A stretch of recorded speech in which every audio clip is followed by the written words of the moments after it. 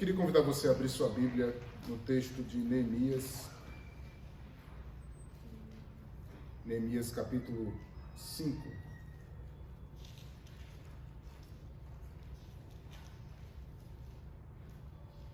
Texto de Neemias, capítulo 5.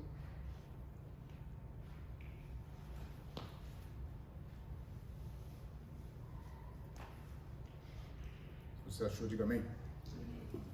Estamos nessa série, estamos chegando à metade praticamente do texto de Neemias. Neemias tem aí 13 capítulos, mas nós vamos dividir essa série em duas partes. Nós não vamos dar continuidade até o capítulo 13, até para dar um gostinho de quero mais, né? E isso,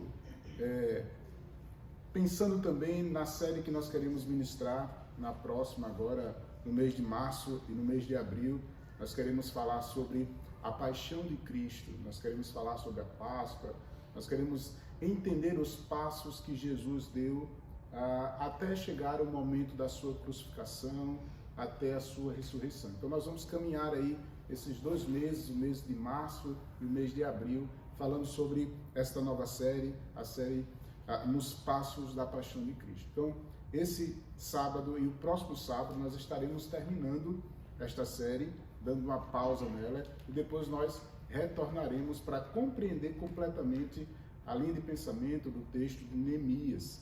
Por isso eu queria convidar você a ler novamente esse texto. Nós queremos ler o capítulo 5 completamente. Eu vou ler, você me acompanha ou no seu telefone ou na sua Bíblia. Me acompanhe no texto que diz assim: Foi grande, porém, o clamor do povo e de suas mulheres contra os judeus, seus irmãos. Porque havia os que diziam: somos muitos, nós, nossos filhos e nossas filhas, que se nos dê trigo, para que comamos e vivamos. Também houve os que diziam: as nossas terras, as nossas vinhas e as nossas casas hipotecamos para tornarmos trigo nesta fome. Houve ainda que diziam: tomamos dinheiro emprestado até para os tributos do rei, sobre as nossas terras e as nossas vinhas. No entanto, nós somos da mesma carne como eles, e nossos filhos são tão bons como os deles. Eis que sujeitamos nossos filhos e nossas filhas para serem escravos. Alguns de nossas filhas estão reduzidas à escravidão. Não está em nosso poder evitá-los, pois os nossos campos e as nossas vinhas já são de outros. Ouvindo eu, pois o seu clamor e estas palavras, muito me aborreci. Depois de ter considerado comigo mesmo, repreendi os nobres e os magistrados e lhes disse: sois usurários, com cada um para com seu irmão. E convoquei contra eles um grande ajuntamento. E disse-lhes: nós resgatamos os judeus, nossos irmãos, que foram vendidos às gentes, segundo as nossas posses, e vós outra vez negociareis vossos irmãos para que sejam vendidos a nós? Então se calaram e não acharam o que responder. Disse mais: não é bom o que fazeis. Porventura não devieis andar no temor do Senhor nosso Deus, por causa do opróbrio dos gentios, dos nossos inimigos? Também eu, meus irmãos e os meus moços, lhes demos dinheiro emprestado e trigo. Demos de mão a esse empréstimo, restituí-lhes hoje, e vos peço as suas terras, as suas vinhas e os seus olivais e as suas casas, como também o 100º do dinheiro do trigo, do vinho e do azeite que exigiste deles. Então lhe responderam: restituirei, e nada lhes pediremos. Faremos assim como lhe disse. Então chamei os sacerdotes e os fiz jurar que fariam segundo o que prometeram. Vamos ler até aqui. Ore comigo. Pai, em nome de Jesus, te peço nesse momento, Senhor, que a tua palavra ela possa, Senhor, achar abrigo em nossos corações, de maneira, Senhor, que possamos compreender as verdades que esse texto tem para as nossas vidas. A tua palavra que é inspirada, é iluminada, de maneira, Senhor, que possamos então entender a tua vontade sobre nós, para a glória de Deus, em nome de Jesus. Amém? Até para fazer com que estão ouvindo hoje, talvez pela primeira vez essa palavra, estamos numa série chamada Muros Invisíveis, tratando sobre o tema exatamente desse texto de Neemias. E para que a gente possa se encontrar nesse texto, eu preciso lembrar a vocês um pouco da história. O texto nos ensina, não apenas o texto de Neemias, mas todo o contexto da história bíblica do Antigo Testamento, que após o povo ter sido invadido e destruído pela Babilônia, esse povo foi levado cativo para a Babilônia e lá ficaram por cerca de 80 anos. Após esse período, um imperador deu um edito para que eles voltassem para a sua casa, voltassem para as suas terras. Isso não foi de uma vez, isso levou algum tempo para que isso acontecesse. Houve uma primeira leva com Zorobabel, depois uma segunda leva com Esdras, e agora essa terceira leva exatamente com Neemias. E Neemias, ele é um copeiro do rei, ele é um alto funcionário, era alguém que estava dando diretamente conselhos ao rei. É alguém que não conhecia a terra, mas essa terra era algo que estava no seu coração e que fazia lembrança aos seus aspectos religiosos, ao Deus de Abraão, ao Deus de Isaac, ao qual ele foi ensinado desde criança a valorizar aquilo ali, a valorizar aquela terra, de maneira que foi uma palavra e uma pergunta feita por este homem que fez com que ele se voltasse novamente para essa terra, uma terra que ele não conhecia, uma terra que talvez ele poderia dizer assim, não tenho nada a ver com isso, mas Deus mobilizou o seu coração de maneira que ele orou, jejuou, planejou e levou consigo um batalhão de pessoas para novamente chegar na cidade de Jerusalém. Uma cidade que estava devastada com seus muros, devastada com seus portões, estava desprotegido, e o nome do Senhor principalmente estava sendo levado a ser desconsiderado. De tal maneira que agora nós podemos perceber e acompanhar nesse texto que Neemias chama o povo, mesmo diante das oposições com Sambalate, Tobias, que não queria que aquilo ali fosse reestruturado novamente, mesmo assim ele consegue juntar todo o povo, mostrar as circunstâncias, qual eles estavam ali acomodados. Eles já estavam tão acostumados com aquilo ali que isso tornou-lhes insensíveis. De maneira que agora eles juntam, esse povo se anima com a palavra e diz assim, isso não é meu, isso é nosso, vamos reconstruir. E aí vemos no capítulo 4 que todos deram as mãos. Em alguns momentos eles estavam com uma pá construindo o muro e a outra com a espada para defender aquele lugar. Mas quando chegamos no capítulo 5, nós temos uma mudança de tom. Aqui, se você percebeu, ele não fala de pedra, ele não fala de construção. A construção estava sendo levada, já tinha passado da metade, as pessoas já estavam incomodadas, como é que eles vão conseguir? E em 52 dias eles conseguiram, que levou 150 anos. Mas algo começou a gerar um clamor no coração do povo, de maneira que, se você ler comigo novamente o verso 1 desse texto, diz assim: foi grande o clamor do povo, de suas mulheres, contra os judeus, seus irmãos. Agora, a luta não era mais com uma oposição externa A luta não estava sendo com um perigo que estava vindo de fora, mas algo estava acontecendo agora de dentro. A partir do próprio povo. Enquanto o povo estava ali trabalhando, levando as suas forças ao máximo para conquistar e continuar aquela obra, um clamor começa a suscitar sobre o coração das mulheres e do povo.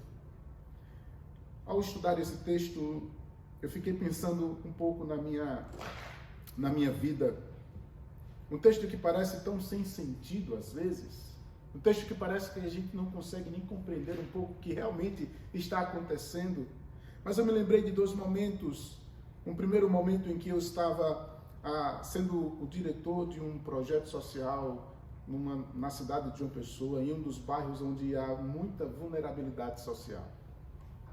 Ali havia crianças com fome, ali havia famílias que viviam com 15, 20 reais para o mês todo. Era uma pobreza, literalmente. Morando próximo de um rio podre, sem nenhum tipo de sustento. E ali aquele trabalho que nós tínhamos, alcançamos ali cerca de quase 500 crianças e 200 famílias, tendo a oportunidade de levar Jesus e comida para aquelas crianças. E todas as vezes que nós fazíamos uma visita àquele lugar, nós percebíamos a necessidade extrema das pessoas. E aquilo me fez muito refletir sobre, muitas vezes, o nosso próprio gueto, a nossa própria vida, o nosso próprio mundinho. Era todas as vezes que eu saía do meu mundo teoricamente confortável, que eu pisava ali no bairro São José, que eu ia visitar uma criança, que eu entendia a dor, o choro, o sofrimento de algumas pessoas. E eu louvava a Deus porque eu poderia contribuir de alguma forma.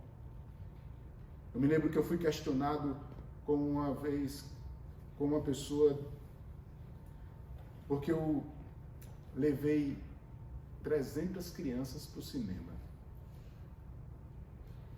Para mim era tão normal ir para o cinema. Era algo tão tranquilo, eu fazia isso pelo menos uma vez por mês com a minha esposa. Mas a primeira vez que eu levei aquelas crianças, 300 crianças para o cinema, parecia uma loucura. 3 ônibus. Chegando naquele lugar, as crianças chorando porque diziam para mim: é a primeira vez que eu estou entrando no cinema. Aquilo nunca saiu da minha mente. Outra vez eu fui louco de novo. Eu disse: vamos levar essas crianças para uma churrascaria. Vamos levar essas crianças para comer carne. E eu fui num primeiro lugar, numa churrascaria, onde tinha um rodízio de carne. Quando chegamos com aquelas crianças, cerca de 300 crianças. E elas olhavam um para o outro assim, a gente pode entrar? Vocês podem entrar. Entra. E saí empurrando elas. Bora, entra. Quando elas sentavam, elas olhavam umas para as outras e diziam: agora a gente pode comer à vontade. Mas a primeira experiência que eu fiz isso, eu fiz outras vezes, mas a primeira vez houve uma rejeição das próprias pessoas que estavam servindo. Aquilo me trouxe uma ira, aquela ira santa que Jesus saiu derrubando os santos. Eu olhei para o gerente naquele e disse: olha, você perdeu um grande cliente. Eu não trouxe aqui 2 pessoas, eu trouxe 300 pessoas e estou pagando à vista, e você agiu com discriminação. Eu não estou fazendo de graça aqui não. Irmãos, eu estou contando isso porque aquilo trouxe para mim uma realidade que eu não vivia, mas eu comecei a sentir, a ver e a observar. Aquilo me ensinou a olhar para o lado. A gente tem muita tendência de olhar sempre para frente, olhar para nós, olhar para o nosso próprio umbigo, como diz alguns. Mas a gente não tem a capacidade de olhar para a pessoa que está do lado e sentir aquilo que está acontecendo muitas vezes. Isso é explicado porque a gente acaba se acostumando, a gente se torna insensível. E é exatamente esse muro que eu gostaria hoje de trabalhar sobre as nossas vidas, o muro da insensibilidade, que muitas vezes nós estamos inseridos dentro desse contexto. Eu cheguei aqui e falei com o Fábio, se o frio está indo embora. E eu me lembrei quando eu cheguei aqui. Nossa, que frio terrível. As mãos geladas. Foi um momento de alegria, de gostar, de ao mesmo tempo ficar protegido, e a gente se agasalha e tal. Mas eu enfrentei de novo o frio e já não foi tão difícil. E olha que esse frio agora foi pior do que o ano passado.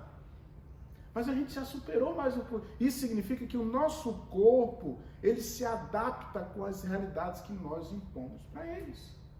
Isso significa dizer que houve uma anestesia.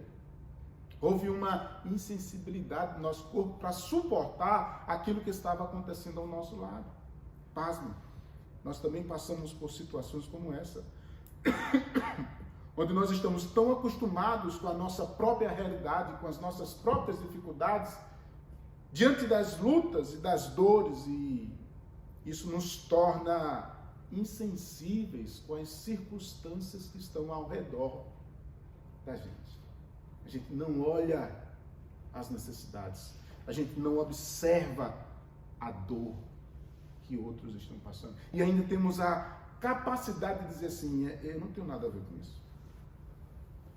Isso não é problema meu.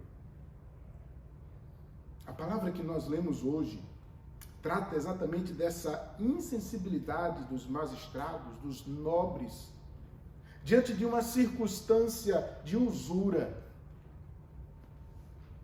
Talvez você não tenha, essa palavra seja tão familiar para você, mas a usura é usar de uma circunstância onde você tem ganho em cima do sofrimento dos outros. Isso tem muito lá em Brasília, né? Mas tem muito perto da gente também. O que aconteceu? Nesses 3 relatos de retorno, houve embargos políticos, houve nações estrangeiras dando situações e circunstâncias sobre aquele povo, de forma que aquele povo que estava ali morando passou por grandes necessidades. Passou por dificuldades ao ponto de relatarem aqui que foi necessário fazer empréstimos, que foi necessário hipotecar as casas, foi necessário hipotecar as suas terras. E quando não se tinha mais nada, colocar os seus filhos como escravos para pagar as dívidas, para que eles pudessem comer. Mas preste atenção no momento em que agora eles estão vivendo.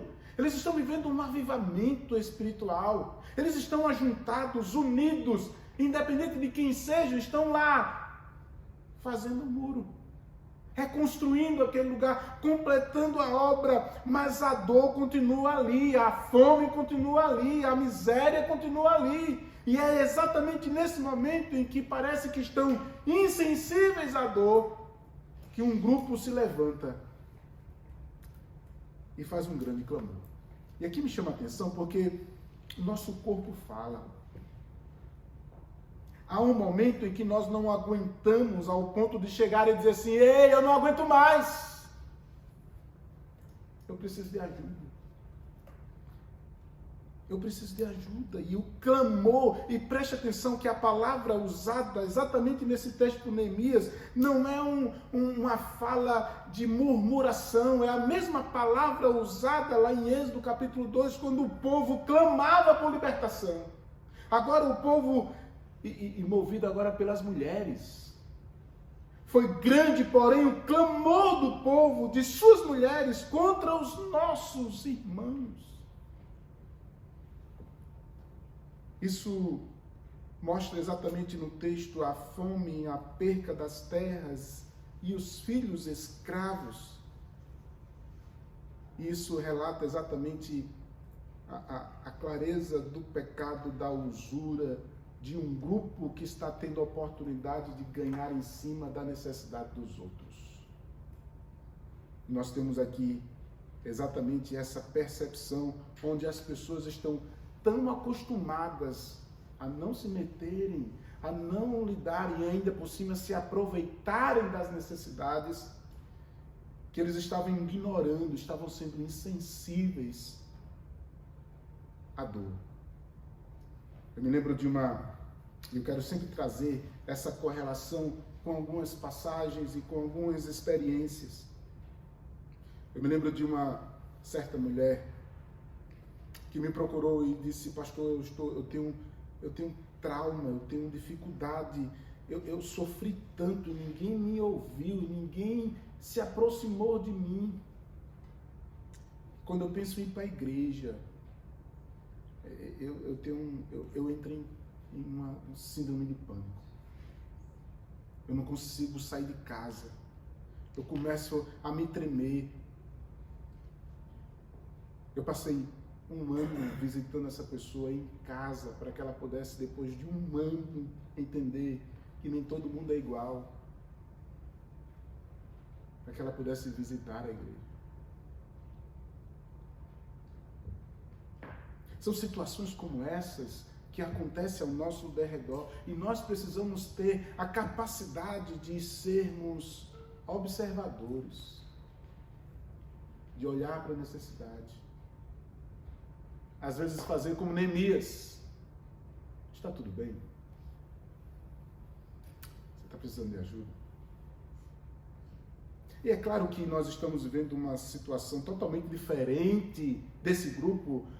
Aqui talvez nós não tínhamos ninguém passando fome, nós não temos ninguém vendendo suas terras, ou perdendo suas terras, ou colocando seus próprios filhos em processo de escravidão. Não é a nossa realidade, mas há algumas circunstâncias sobre nós, uma pressão do Estado, um imposto alto a ser pago, situações em que muitas vezes nos sentimos usados e mal cuidados, de forma que não necessariamente sendo dentro da própria igreja, mas dentro de casa, onde as coisas se acostumaram, se tornaram tão insensíveis. A relação conjugal, por exemplo, muitas vezes, quando nós não temos mais aquela aproximação e de repente começamos a viver anestesiados uns com os outros, sem ter essa proximidade, ao olhar nos olhos, a perguntar como está, a se reconciliar. A dor é profunda e precisamos então agir não como alguém insensíveis, mas como alguém que não pode aceitar a insensibilidade dentro da nossa própria casa e nem mesmo dentro da própria igreja. Me chama a atenção Neemias. Pois Neemias, a partir do verso 6, nós começamos a ouvir Neemias, quando ele diz aqui no verso 6, preste atenção, leia comigo, ouvindo, pois o clamor, fiquei sobremodo indignado. Ouvindo, pois eu o clamor, e estas palavras eu me aborreci. Nós temos a postura de um homem que está disposto aqui a ouvir, e não apenas a ouvir, a tomar atitudes, a consultar, a chamar ao confronto, a tratar a realidade. Neemias, ele não é uma pessoa que está insensível, anestesiado. Mas preste atenção, ele é alguém de fora, que chega e começa então a observar, e de repente aquilo que parece estar tudo bem, os inimigos que estavam lá fora estão controlados, a obra está sendo feita, quase terminada, parece que está o céu ali. Era o povo cantando, era o povo buscando, era o povo fazendo a obra, mas de repente um clamor começa a suscitar de situações que às vezes nós não conseguimos enxergar.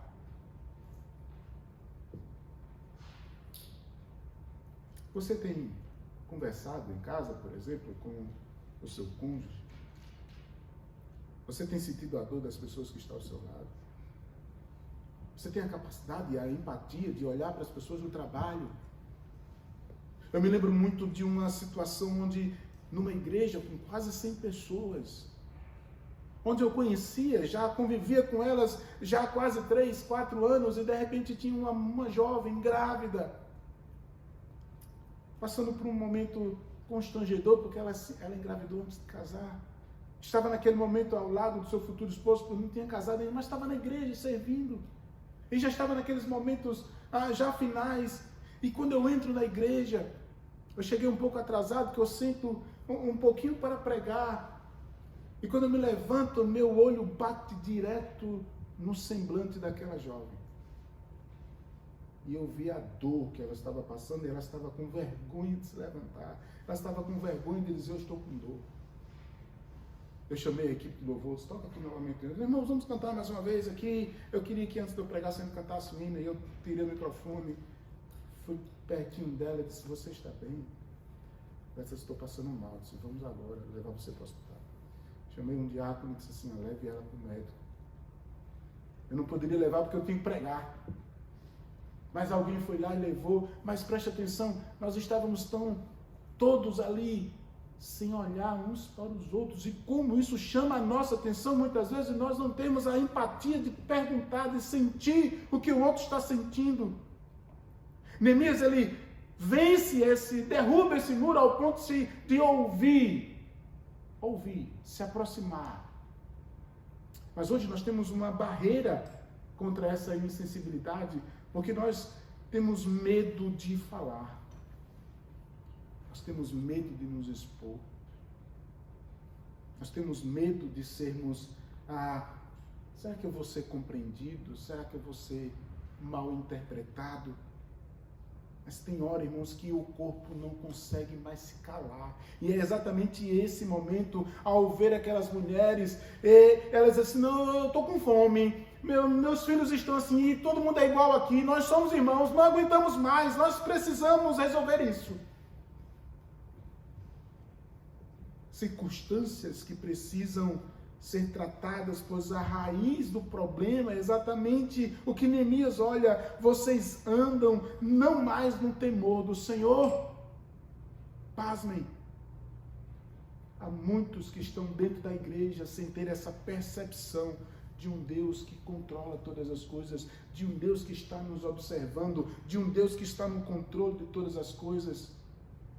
Agir com usura, agir com insensibilidade, Deus nos chama ao relacionamento, Deus nos chama ao cuidar uns dos outros, Deus nos chama a estar prestando atenção nas pessoas.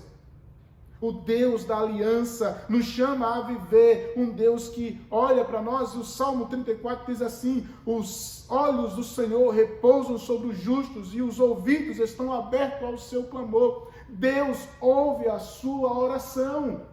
Precisamos ter essa percepção. Deus está no controle, não perdeu o controle de todas as coisas. E ainda por cima, você tem que ter a ideia, a verdade que Deus ouve as nossas orações. O clamor do justo é ouvido por Deus. Não podemos ter essa capacidade de dizer assim, não tem mais solução. Tem solução. Deus é o Deus que muda o coração do homem. Deus é o Deus que faz restaurar relacionamentos quebrados. Deus é Deus que faz o milagre. Eu me lembro muito da situação do amigo de Jesus, Lázaro. As duas irmãs desesperadas, chorando, ao ponto de não ouvir o que Jesus estava dizendo para elas. Se tu creres, tu verás a glória de Deus. Senhor, eu creio, mas morreu. Já faz 3 dias. Não tem mais solução. E Jesus olha para ela e diz assim, se tu creres, tu verás a glória de Deus. Sim, Senhor, na ressurreição, nos últimos tempos, é algo que vai, talvez não acontecer, eu nem sei se eu vou mais ver isso. Claro que eu estou parafraseando o texto. Jesus então chega diante daquele lugar, me mostra onde está esse negócio, me mostra. E realmente, irmãos, havia um clamor naquele lugar. Muitos que estavam ali ao redor daquele homem bem conhecido, e Jesus dá uma ordem, porque Jesus é o dono da vida. Jesus é o Todo-Poderoso. tudo que foi feito por meio dele. De tal modo que ele diz assim, tira a pedra. Talvez a dor foi mais para Jesus chamar ele de volta, tirar de onde ele estava, já de desfrutar do momento especial com Deus, muito melhor do que nós desfrutamos. Mas Jesus olha para aquele momento para dar testemunho de que ele é o dono da vida, e ele diz, Lázaro, vem para fora. De repente, irmãos, aquele homem se levanta, ele recebe o sopro de vida novamente e sai andando, mostrando que Jesus é o dono da vida. Ele é aquele que restaura, ele é aquele que cura. Não perca as esperanças. Há um clamor dentro de nós, muitas vezes, que precisa ser colocado para fora, e nós precisamos dar ouvido às pessoas que estão ao nosso lado, vencendo a insensibilidade, olhando nos olhos das pessoas. Temos que parar para ouvir. Eu me lembro de um texto que eu li recentemente do David Ferguson, quando ele começa a falar sobre evangelismo. Quando ele começa a falar do evangelismo, ele diz assim, nós cristãos temos um modo muito errado de falar de Jesus. A gente chega para as pessoas que não conhecem Jesus e diz assim, olha, tu quer Jesus? Não quero, eu quero Jesus, mas não quero dessa forma que você está falando para mim, senão tu vai para o inferno. E assume um papel de legislador, de um juiz, dizendo, pô, tu vai para o inferno. Nossa, que brutalidade, que ignorância. Ele então começa a trazer para nós a ideia de um evangelismo relacional, onde muitas vezes nós precisamos não falar, mas ouvir primeiro. Escuta. Traz essa pessoa para perto. Depois que ouvir, começa a orar por ela. Então ora. Escuta, depois que você começou a criar essa relação de oração por essa pessoa e de ouvir, ao ouvir você começa a ver as necessidades, ter empatia com as sensibilidades. Então começa a tentar servir essa pessoa. Qual é a forma que você pode servir essa pessoa? Em que ambiente? Como você pode servir de alguma forma? E depois ele diz assim, chama essa pessoa para comer. Senta com ela na mesa. Não é à toa que eu tenho tentado sentar para tomar café com muitos aqui. Vamos tomar café, porque é na mesa que a gente conversa, é na mesa que a gente abre o coração, é na mesa que a gente começa a criar relacionamentos. E após ele começar a comer, o coração começa a se abrir, e aí ele começa a fazer perguntas, e é nesse momento que você diz assim, mas eu tenho uma pessoa que resolveu a minha história, ele pode resolver a tua história. Neemias, ele chama esse povo à oração, mas ele confronta ele com os seus pecados. Vocês, magistrados e nobres, estão errados. Vocês não estão temendo a Deus. Vocês estão agindo com usura. E essa fala, ao mesmo tempo que seja dura, sendo comprovada pelas Sagradas Escrituras, nós precisamos recebê-la. Se nós estamos errados, nós precisamos agir dentro das Sagradas Escrituras. Eu me lembro de um jovem, eu sempre tento trazer essas experiências, porque isso ficou marcado na minha vida. Um jovem que tocava na igreja, ele tinha lá os seus 16, 17 anos, estava naquele momento de terminar os seus estudos lá no Brasil, e de repente os seus amigos chamaram ele para uma balada. Mas ele era alguém que estava na igreja, tocando, cantando, mas ele estava tão envolvido com seus amigos, que ele disse, eu vou, ninguém vai me ver. A gente se esquece que Jesus vê todas as coisas. Deus é o Deus que olha tudo. E aí, um dos seus amigos vai lá e tira uma foto e coloca no Instagram. Eita, agora o que era privado se tornou público. Aí a própria mãe chega para mim, pastor, ele desobedeceu. Disse que ia para casa do amigo, foi para uma balada. E agora? Confesso que a atitude de muitos pastores era, chama ele, vamos disciplinar. Dá um chute na bunda dele e manda ele embora. Porque gente desobediente tem que estar fora da igreja. Foi assim que Jesus fez, né? Não. Jesus não fez isso. Jesus chegou para o cara que negou ele 3 vezes.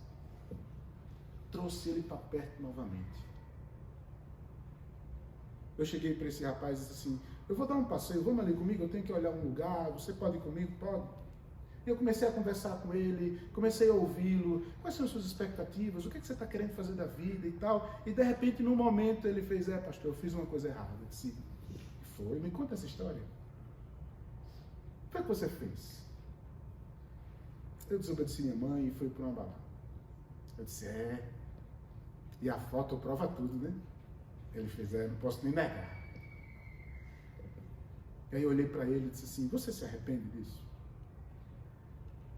Ele disse assim, pastor, naquele lugar eu senti que aquele lugar não era meu. Eu estava ali, mas não era, eu estava pela amizade, eu estava por alguma coisa que eu fui movido a chegar naquele lugar. Mas de repente eu percebi no coração dele o arrependimento.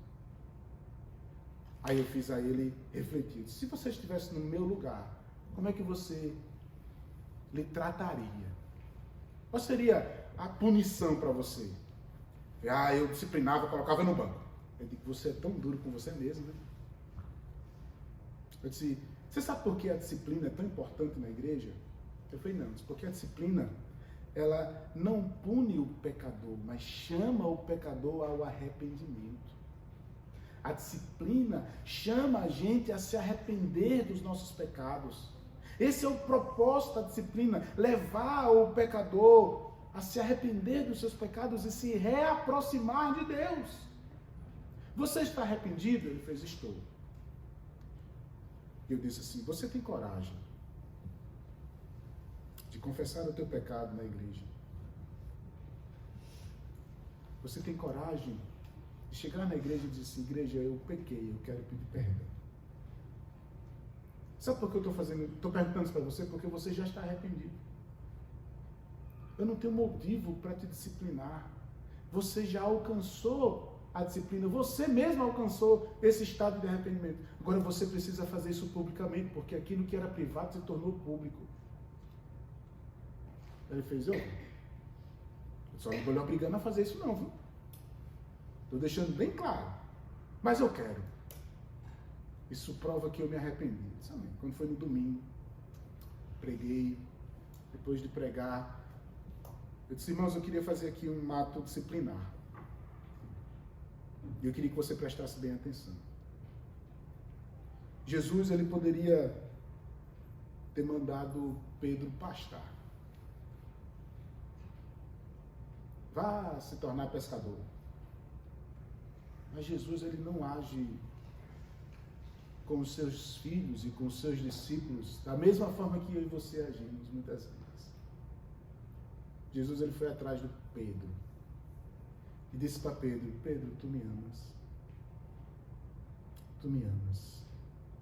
Apacenta as minhas ovelhas. Eu queria convidar aqui o fulano, eu ia dizer o nome dele, o fulano. Vem cá, por favor. Ele tem algo para falar aqui. Ele pegou aquele microfone e disse assim, irmãos, eu quero dizer que eu estou arrependido do meu pecado. E aí eu olhei para a igreja e disse assim, isso aqui é o verdadeiro, uma verdadeira disciplina, onde leva a nos entendermos que pecamos e nos arrependemos. Eu quero tratar dele, eu quero ele perto de mim, não expulsá-lo. Eu e vocês somos chamados a cuidar das pessoas e olhar para as pessoas e se aproximar delas. Para a glória de Deus. Esse rapaz continua na igreja até hoje, servindo ao Senhor para a glória de Deus. Cristo, ele não é insensível com você. Ele nos chama a olhar para as multidões. Olha como Jesus, ele olhou para as multidões, como diz Mateus capítulo 9. Ele olha para as multidões e se compadece das multidões. Jesus, ele chorou por causa do seu amigo Lázaro. Nós muitas vezes estamos tão acostumados com o que nós estamos fazendo que eu não quero mais me envolver com as coisas. E isso envolve a igreja nas suas práticas, isso envolve na minha conjugalidade, na minha relação com os filhos. Isso se envolve em muitas coisas, até mesmo dentro do próprio trabalho, onde muitas vezes nós queremos só cumprir aqui e não percebemos o que Deus quer fazer para nos usar, para alcançar. Mas eu queria chamar a sua atenção. Qual é o clamor do teu coração? Qual é o clamor? Porque muitas vezes nós estamos tão insensíveis que essa insensibilidade, ela rouba de nós a coragem de falar, a coragem de se expressar, a coragem de pedir ajuda. Precisamos pedir, enfrentar esse desafio e começar a colocar diante de Deus, mas também diante das pessoas que podem nos auxiliar. Deus, Ele pode restaurar o teu coração. Deus, Ele pode restaurar o teu casamento. Deus, Ele pode restaurar a tua vida. Deus, Ele pode restaurar a tua família. Deus, Ele pode fazer isso. E é por isso que nós precisamos, assim como Neemias, ele colocou-se diante desses homens e disse assim: eu fiz isso. E eles não tiveram a coragem de dizer nada. Apenas diante do exemplo de Neemias, disse: nós vamos fazer a mesma coisa. Eu quero chamar você a ouvir Deus, a refletir na sua vida, mas também a tomar uma atitude. As coisas importantes que estão na sua vida e na tua história, da qual eu preciso cuidar, da qual eu preciso dar passos, da qual eu preciso observar. O que é que você tem ficado tão insensível que talvez você não tenha prestado atenção? Podemos pensar isso dentro da igreja, podemos pensar isso fora da igreja. O problema de Neemias aqui não era algo externo, mas algo interno. E muitas vezes nós precisamos, nós mesmos, colocar para fora o clamor que Deus ouve. Pergunta para nós encerrarmos é: você está disposto a colocar diante de Deus, diante de Jesus, que não é insensível para com a sua vida? Ele te conhece. Ele sabe das suas necessidades. Ele sabe do que você precisa. Você está disposto a colocar diante da cruz a redenção do Senhor sobre sua vida e se colocar diante dele e dizer: Deus, me ajuda. Me ajuda a romper o silêncio, a romper a dor, a estar tendo a capacidade de ajudar também. Porque Deus nos cura para curar. Deus nos restaura para restaurar. Deus nos salva para sermos agentes da salvação. Não é você que vai salvar, mas Deus quer nos usar para fazer novos discípulos. E é exatamente isso que Deus quer promover nas nossas vidas para a glória de Deus. Mas você precisa ser confrontado pelo nosso pecado, confrontado pela palavra. Você precisa prestar arrependimento diante de Deus e restaurar as relações. Eu queria convidar você a orar nesse momento. Eu não sei como está a tua vida, eu não sei como está a tua história, eu não sei o que você precisa, mas eu sei de um Deus que move a história. Um Deus que ouve o clamor do teu coração. E Ele pode fazer um milagre na tua vida, em nome de Jesus. Você pode fechar os seus olhos.